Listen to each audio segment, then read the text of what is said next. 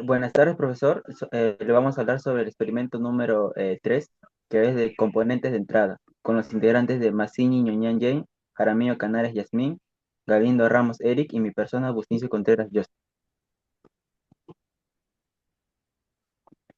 Para el reto uno, que fue el sensor discreto, hicimos dos circuitos, que fue el pull up y pull down. Para el pull up, que la resistencia va de 5 voltios y la salida fue dependiendo del interruptor.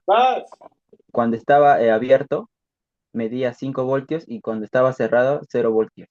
Para pull down, que la resistencia fue para tierra, fue lo contrario. Cuando el interruptor estaba abierto, medía 0 voltios y cuando estaba cerrada, 5 voltios. Ahora respondiendo a las preguntas, el interruptor es un sensor pasivo porque no genera energía por sí mismo y necesita de fuente externa para poder funcionar. Para la otra pregunta es que el sensor de entrada es mecánico porque la acción de presión y de soltar del interruptor. Y la salida es eléctrica digital, ya que entrega dos niveles de voltaje, el bajo que es de 0 voltios y el alto que es de 5 voltios. Ahora lo doy paso a mi compañero. Buenas noches, profesor. En este laboratorio trabajamos con un sensor de temperatura analógico.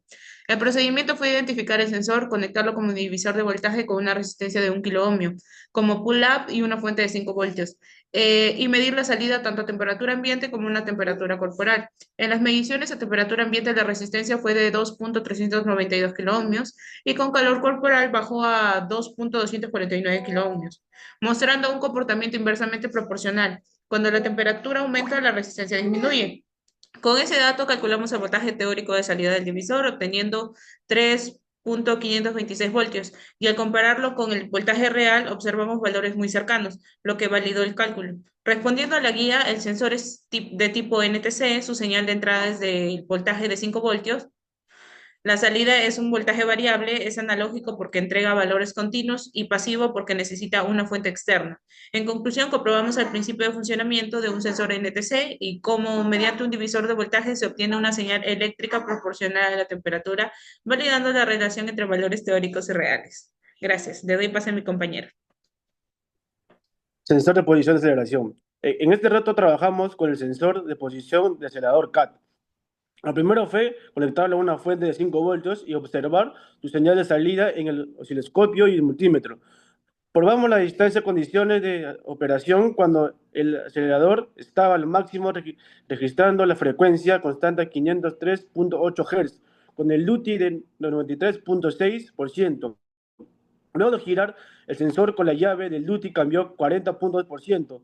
Esto nos mostró claramente que la frecuencia se mantiene constante mientras que el parámetro que varía es el ciclo de trabajo de la señal PWM. En cuanto a la pregunta de la guía, la señal entrada es una alimentación de 5 voltios DC, la señal de salida es una onda PWM, la señal digitada modulada en el duty. Es un sensor digital porque entrega la señal cuadrada y no salida, analógica proporcional de voltaje. Y es un sensor activo porque necesita alimentación externa de 5 voltios para funcionar. En conclusión, el sensor entrega una señal PWM con frecuencia constante y duty variable según la posición del acelerador. De una forma de la EQ interpreta la posición del pedal a partir del duty. Le pase a mi compañera. Bueno, profesor, en este reto se evaluó el sensor RPM, un elemento esencial en los motores de combustión, porque entrega a la EQ la información de velocidad y posición necesaria para controlar la inyección de combustible y el encendido. Se trabajó con dos tipos: el sensor de efecto Hall, que posee tres terminales, alimentación, tierra y señal, y genera una señal cuadrada, y el sensor magnético inductivo, que tiene dos terminales y produce una señal senoidal, que varía con la velocidad. En el módulo de prueba se identificaron el eje del cigüeñal, el eje de levas y la rueda dentada con sus muescas, destacando la doble muesca que marca el sincronismo del motor.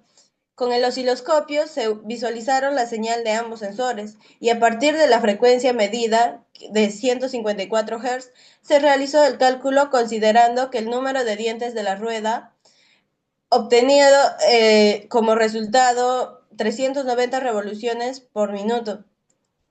Esto demuestra que el sensor de RPM convierte el movimiento mecánico en datos eléctricos precisos para el control electrónico del motor. Gracias, profesor.